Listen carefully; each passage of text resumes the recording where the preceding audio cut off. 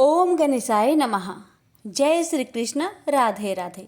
प्यारे भक्तगणों, आज मैं आप सभी को सुनाने जा रही हूँ बैसाख मास में सुनी जाने वाली 7 पुण्य फल देने वाली कथाएं।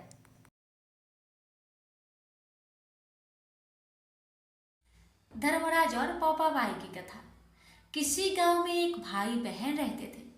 भाई की शादी हो गई थी, लेकिन उसकी बहन की शादी नहीं हुई थी। बहन का नाम पोपाबाई था। पोपाबाई हमेशा व्रत और नियम करती थी। एक दिन उसके भाई भाभी ने उससे शादी के लिए कहा, तब उसने शादी के लिए मना कर दिया। उसने अपनी भाई भाभी से कहा, मेरे रहने के लिए गांव के बाहर एक झोपड़ी बनवा दो, मैं उसी में रहकर अपना जीवन व्यतीत कर लूंगी। गांव के सभी लोगों से कहा, हे गांव वालों, आप लोग अपने अपने गाय बछड़ों को मेरे झोपड़े के पास घास चरने के लिए छोड़ दिया करो। मैं सभी की गाय बछड़ों की देखभाल किया करूंगी। जो भी कुछ बचा खुचा खाना हो वह भेज देना, मैं वही खाकर रह लूंगी। इसी तरह बहुत दिन बीत गए। एक दिन उस देश का राजा शिकार खेलने जंगल को जा रहा था कि उसकी नजर गांव के बाहर बने पोपाबाई के झोपड़ी पर पड़ी। राजा झोपड़े के पास जाकर आवाज लगाने लगा, यहाँ कौन रहता है? जब कोई भी उत्तर नहीं मिला तो झोपड़े के दरवाजे को खटखटाने लगा। खटखटाने की आवाज सुनकर पोपाबाई ने अंदर से ही पूछा, बाहर कौन है? बार बार दरवाजा क्यों खटखटा रहे हो? क्या काम है? तब राजा ने उत्तर दिया, मैं इस देश का राजा हूँ, मैं तुम्हारे साथ विवाह करना चाहता हूँ। पोपाबाई ने कहा, अपने महल को लौट जाओ, मैं पराये पुरुष का मुख नहीं देखती। लेकिन राजा ने उसकी बात पर ध्यान नहीं दिया और बलपूर्वक पोपाबाई को उठाकर अपने घोड़े पर बैठाकर महल की ओर चल पड़ा। पोपाबाई ने राजा को श्राप दिया, हे राजा, तेरा राजपाट सब नष्ट हो जाएगा। महल में पहुंचकर राजा ने अपनी रानियों से सारी बात बताई। पूरी बात सुनकर रानियों ने राजा से अनुरोध किया कि पोपाबाई को सही सलामत उसकी झोपड़ी में छोड़ आए। रानियों की कहे अनुसार राजा पोपाबाई को उसकी झोपड़ी पर छोड़ने को चल पड़ा। रास्ते में पाप की नदी आई, जिसमें राजा डूब गया। पोपाबाई मृत्यु के बाद धर्मराज के दरबार में पहुंची। वहां धर्मराज ने उसे स्वर्ग का राज दिया। किसी गांव के एक सेठ सेठानी की मृत्यु हुई। वे दोनों मृत्यु लोक से स्वर्ग लोक को आए, लेकिन स्वर्ग का दरवाजा बंद पड़ा था। उन दोनों ने धर्मराज जी से स्वर्ग का द्वार खोलने के लिए विनती की। तब धर्मराज ने कहा, इस पर पोपाबाई का राज है। सेठ सेठानी ने कहा, हम पोपाबाई को नहीं जानते। तब धर्मराज ने कहा कि मैं तुम दोनों को 7 दिन के लिए मृत्यु लोक में भेजता हूँ। वहां जाकर 8 खोपरा से राई भरकर 5 कपड़ा ऊपर रखकर कहानी सुनना और धापन करना, और इस प्रकार कहना, राज है पोपाबाई का, लेखा लेगी राई राई का, बोलो पोपाबाई की जय। गणेश जी की कथा। पौराणिक कथा के अनुसार एक समय की बात है कि भगवान विष्णु का विवाह माता लक्ष्मी जी के साथ निश्चित हुआ। विवाह की सभी तैयारी होने लगी।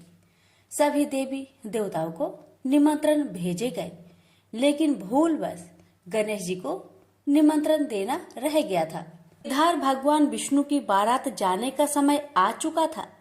सभी देवता अपनी पत्नियों के साथ विवाह समारोह में शामिल होने को आए, परंतु सभी देवी देवताओं ने देखा कि गणेश जी कहीं दिखाई नहीं दे रहे हैं।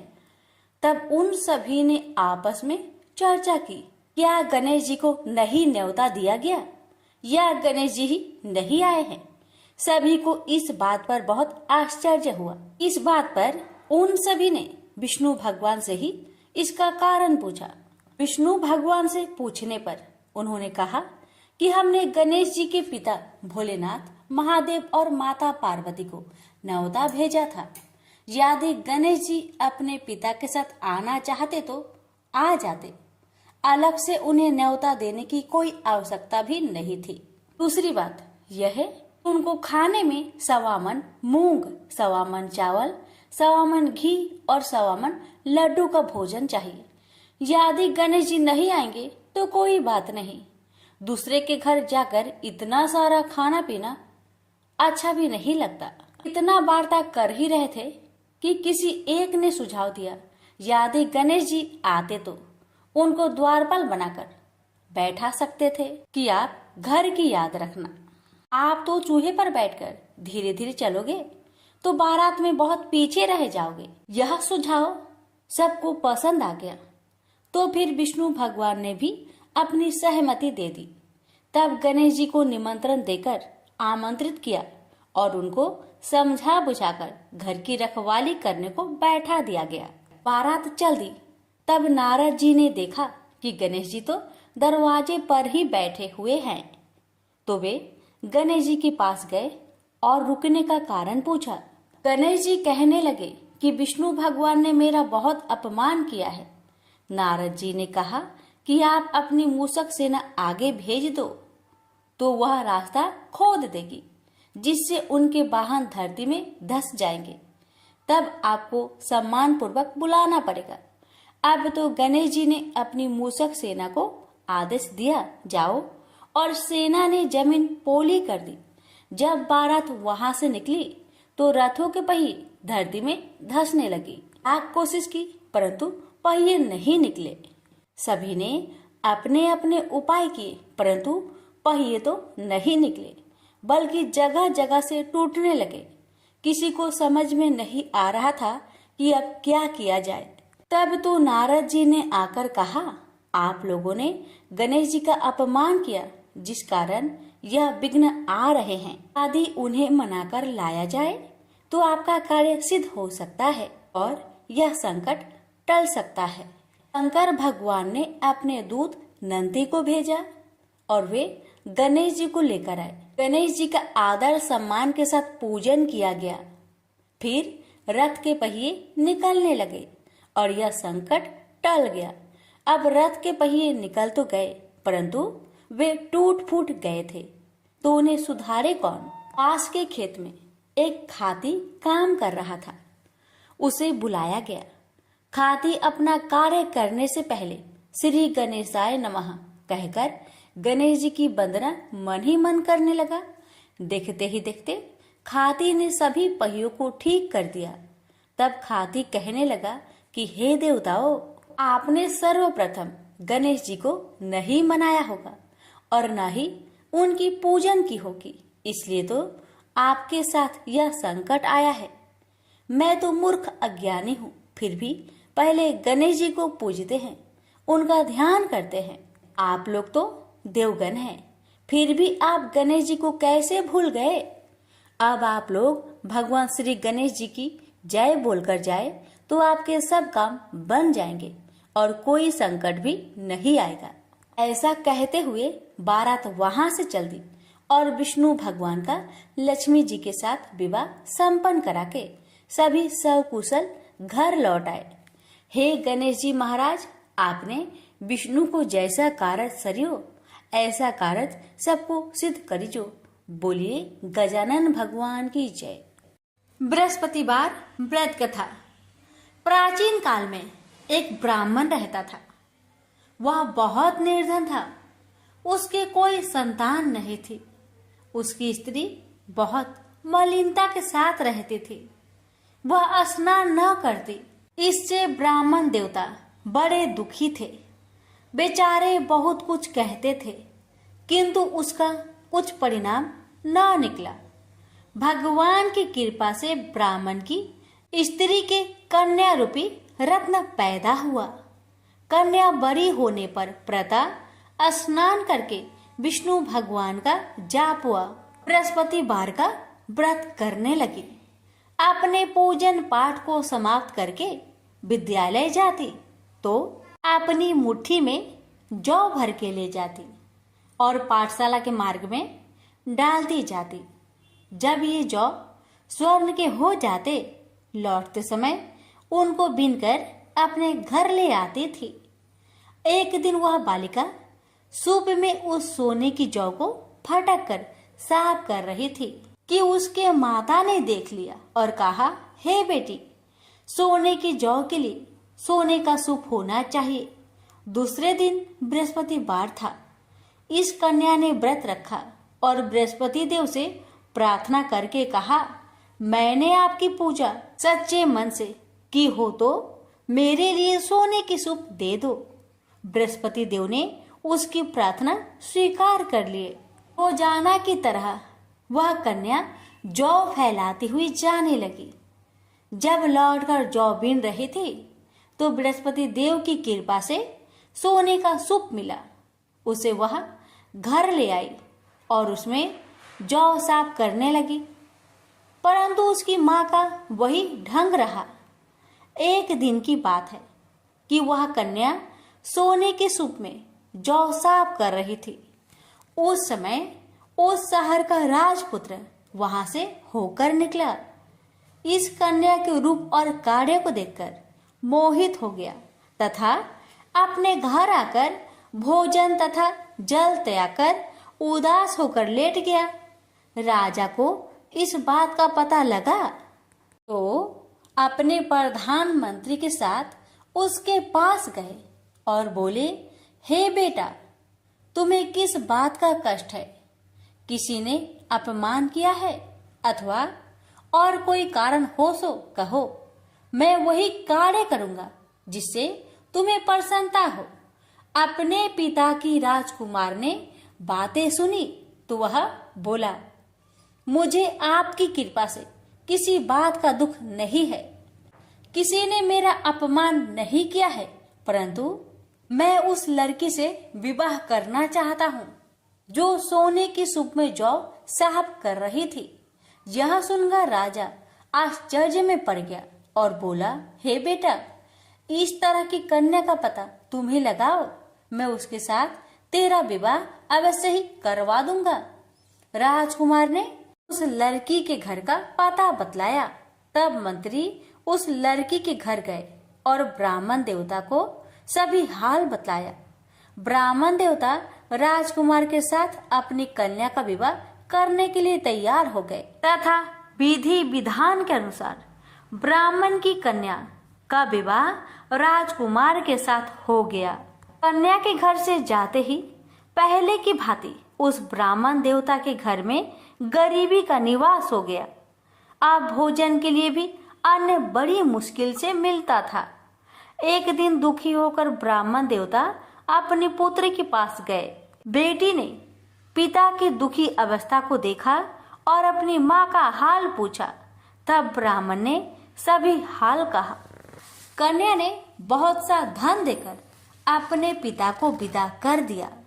इस तरह ब्राह्मण का कुछ समय सुखपूर्वक व्यतीत हुआ। कुछ दिन बाद फिर वही हाल हो गया। ब्राह्मण फिर अपनी कन्या के यहाँ गया और सारा हाल कहा तो लड़की बोली, हे पिताजी, आप माताजी को यहाँ लेवा लाओ, मैं उसे विधि बता दूंगी जिससे गरीबी दूर हो जाए। वह ब्राह्मण देवता अपनी स्त्री को साथ लेकर पहुंचे तो अपनी माँ को समझाने लगी, हे माँ, तुम प्रातःकाल प्रथम स्नान आदि करके विष्णु भगवान का पूजन करो तो सब दरिद्रता दूर हो जाएगी। परंतु उसकी माँ ने एक भी बात नहीं मानी और प्रातःकाल उठकर अपनी पुत्री की बच्चों की जूठन को खा लिया। इससे उसकी पुत्री को बहुत गुस्सा आया और एक रात को कोठरी से सभी सामान निकाल दिया और अपनी माँ को उसमें बंद कर दिया। प्रातःकाल उसे निकाला तथा स्नान आदि करा के पाठ करवाया तो उसकी माँ की बुद्धि ठीक हो गई और फिर प्रत्येक बृहस्पतिवार को व्रत रखने लगी। इस व्रत के प्रभाव से उसके माँ बाप बहुत ही धनवान और पुत्रवान हो गए और बृहस्पति जी के प्रभाव से इस लोक के सुख भोग कर स्वर्ग को प्राप्त हुए। भी मिलकर बोलिए, विष्णु भगवान की जय। तुलसी माता की कहानी। एक बुढ़िया माई तुलसी जी को सींचती और कहती कि हे तुलसी माता, सत की दाता, मैं तेरा बिरला सींचती हूँ। मुझे बाहू दे, पीताम्बर की धोती दे, मीठा मीठा घास दे, बैकुंठा में बास दे, चटक की चाल दे, पाटक की मौत दे, चंदन का काठ दे, रानी सा राज दे, दाल भात का भोजन दे, 11 की मौत दे, कृष्णा जी का कांधा दे। तब तुलसी माता यह सुनकर सूखने लगी तो भगवान ने पूछा कि हे तुलसी, तुम क्यों सूख रही हो? तुलसी माता ने कहा कि एक बुढ़िया रोज आती है और यही बात कह जाती है, मैं सब बात तो पूरा कर दूंगी, लेकिन कृष्ण का कंधा कहाँ से लाऊंगी? तो भगवान बोले, जब वो मरेगी तो मैं अपने आप ही कंधा देने आऊंगा। तू बुढ़िया माई से कह देना। जब बुढ़िया माई मर गई, सब लोग आ गए। जब माई को ले जाने लगे तो वह किसी से न उठी। तब भगवान एक 12 बरस के बालक का रूप धारण करके आए। बालक ने कहा, मैं कान में एक बात कहूँगा तो बुढ़िया माई उठ जाएगी। बालक ने कान में कहा, बुढ़िया माई मन की निकाल ले, पीताम्बर की धोती ले, मीठा मीठा ग्रास ले, बैकुंठा में बास ले, चटक की चाल ले, पाटक की मौत ले, कृष्ण जी का कांधा ले। यह सुनकर बुढ़िया माई हल्की हो गई। भगवान ने कंधा दिया और बुढ़िया माई को मुक्ति मिल गई। हे तुलसी माता, जैसे बुढ़िया माई को मुक्ति दी वैसे सबको देना। प्रेम से बोलिए तुलसी महारानी की जय। माँ अन्नपूर्णा माता की व्रत कथा। एक समय की बात है, काशी निवासी धनंजय की पत्नी का नाम सुलक्षणा था। उसे अन्य सब सुख प्राप्त थे, केवल निर्धनता ही उसके दुख का एकमात्र कारण थी। यह दुख उसे हर समय सताता रहता था। एक दिन सुलक्षणा पति से बोली, स्वामी, आप कुछ उद्यम करो तो काम चले। इस प्रकार कब तक काम चलेगा? सुलक्षणा की बात धनंजय के मन में बैठ गई और वह उसी दिन विश्वनाथ शंकर जी को प्रसन्न करने के लिए बैठ गया और कहने लगा, हे देवाधिदेव विश्वेश्वर, मुझे पूजा पाठ कुछ नहीं आता है, केवल आपके भरोसे बैठा हूँ। इतनी विनती करके वह 2-3 दिन भूखा प्यासा बैठा रहा। यह देखकर भगवान शंकर ने उसके कान में अन्नपूर्णा अन्नपूर्णा अन्नपूर्णा इस प्रकार 3 बार कहा। यह कौन क्या कह गया?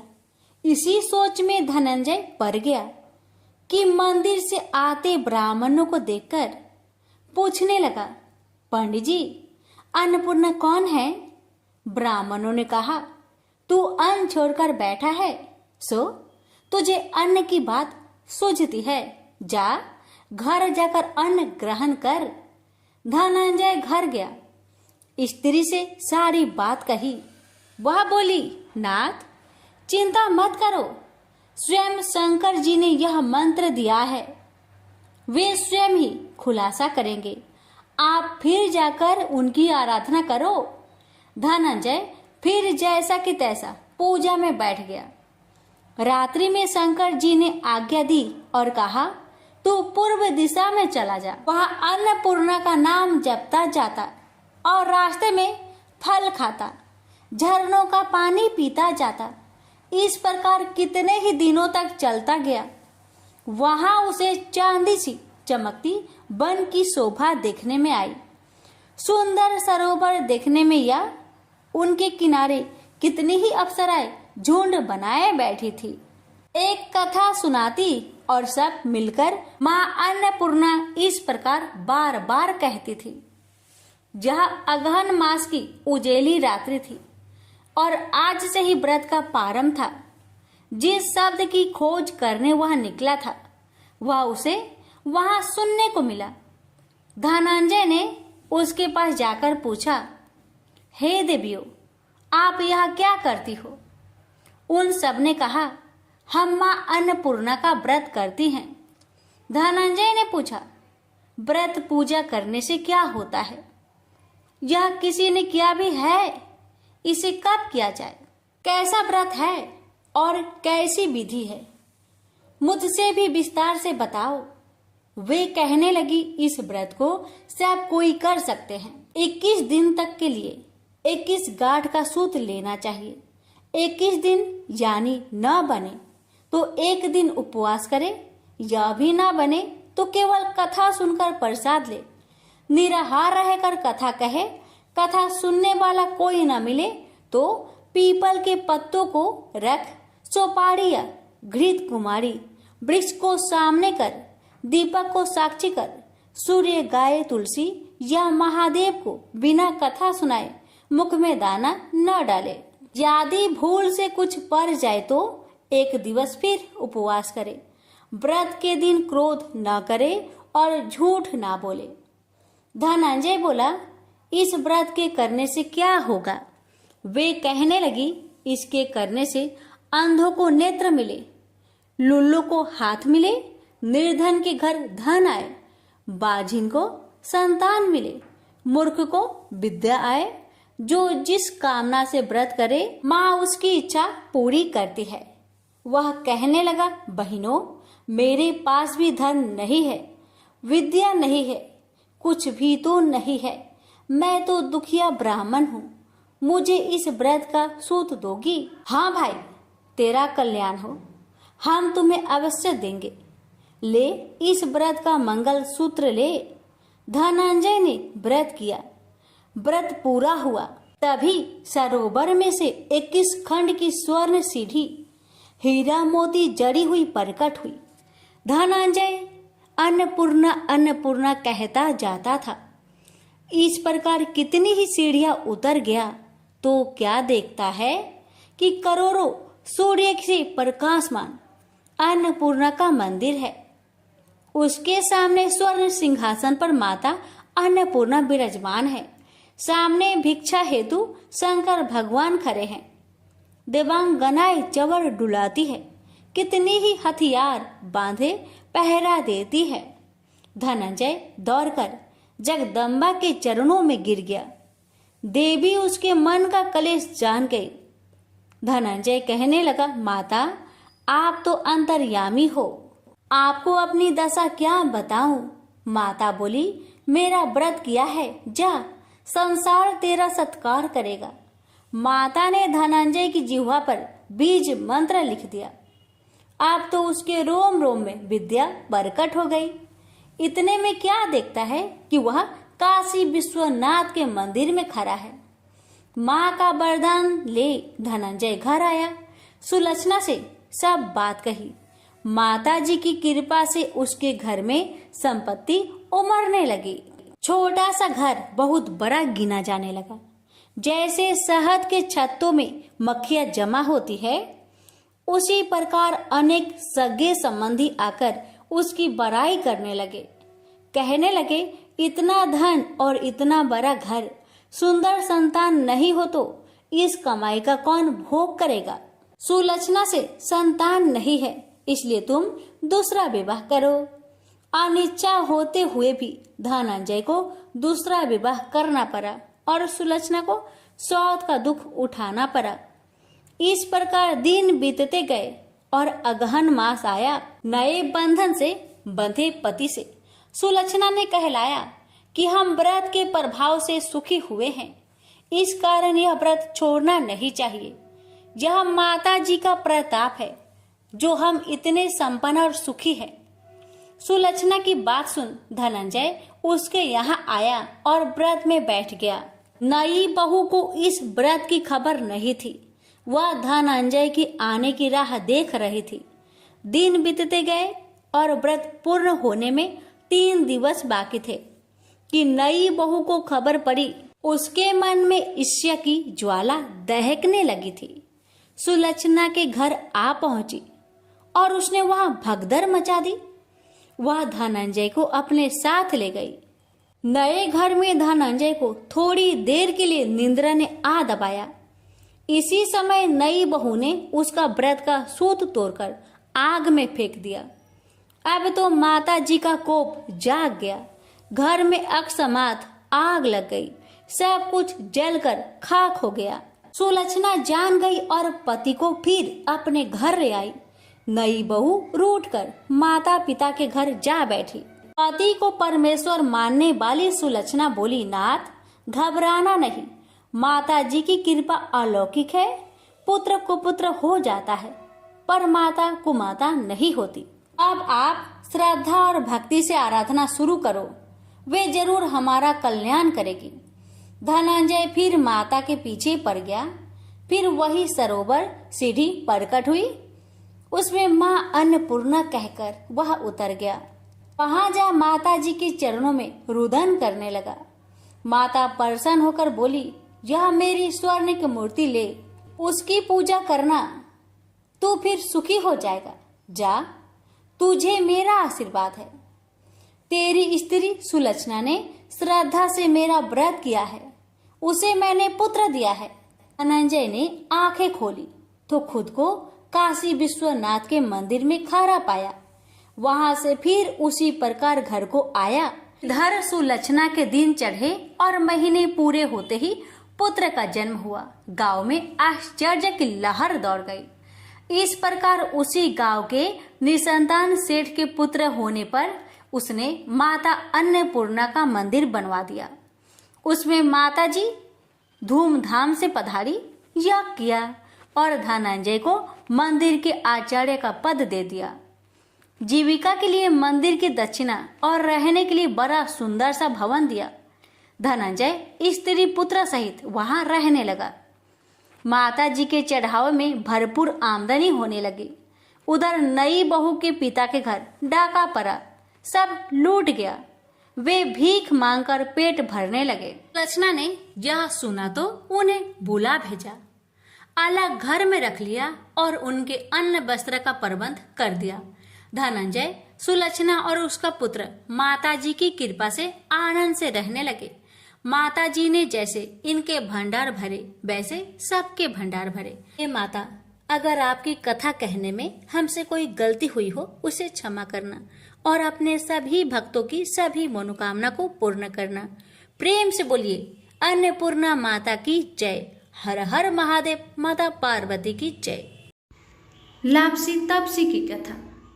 एक लापसी था, एक तपसी था। तपसी हमेशा भगवान की तपस्या में लीन रहता था। लापसी रोजाना सवा सेर की लापसी बनाकर भगवान का भोग लगाकर जीम लेता था। एक दिन दोनों लड़ने लगे। लापसी बोला, मैं रोज भगवान की तपस्या करता हूँ इसलिए मैं बड़ा हूँ।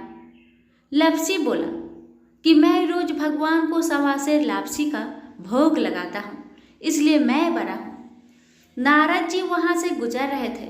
दोनों को लड़ता देखकर उनसे पूछा कि क्यों तुम लड़ रहे हो। लापसी ने खुद को बड़ा होने का कारण बताया और तपसी ने अपना कारण बताया। नारद जी बोले, तुम्हारा फैसला मैं कर दूंगा। दूसरे दिन लापसी और तपसी नहाकर अपनी रोज की भक्ति करने आए तो नारद जी ने छुपकर 1.25 करोड़ की एक एक अंगूठी उन दोनों के आगे रख दी। तपसी की नजर जब अंगूठी पर पड़ी तो उसने चुपचाप अंगूठी उठाकर अपने नीचे दबा ली। लापसी की नजर अंगूठी पर पड़ी लेकिन उसने ध्यान नहीं दिया। भगवान को भोग लगाकर लापसी खाने लगा। नारद जी सामने आए तो दोनों ने पूछा कि कौन बड़ा। तो नारद जी ने तपसी को खड़ा होने को कहा। वो खड़ा हुआ तो उसके नीचे दबी अंगूठी दिखाई पड़ी। नारद जी ने तपसी से कहा, तपस्या करने के बाद भी तुम्हारी चोरी करने की आदत नहीं गई इसलिए लापसी बड़ा है और तुम्हें तुम्हारी तपस्या का कोई भी फल नहीं मिलेगा। तपसी शर्मिंदा होकर माफी मांगने लगा। उसने नारद जी से पूछा, मुझे मेरी तपस्या का फल कैसे मिलेगा। नारद जी ने कहा, यदि कोई गाय और कुत्ते की रोटी नहीं बनाएगा तो फल तुझे मिलेगा। यदि कोई ब्राह्मण को भोजन करवाकर दक्षिणा नहीं देगा तो फल तुझे मिलेगा। यदि कोई साड़ी के साथ ब्लाउज नहीं देगा तो फल तुझे मिलेगा। यदि कोई दिए से दिया जलाएगा तो फल तुझे मिलेगा। यदि कोई सारी कहानी सुने लेकिन तुम्हारी कहानी नहीं सुने तो फल तुझे मिलेगा। उसी दिन से हर व्रत कथा कहानी के साथ लापसी तापसी की कहानी भी सुनी और कही जाती है। प्रेम से बोलिए लक्ष्मी नारायण की जय।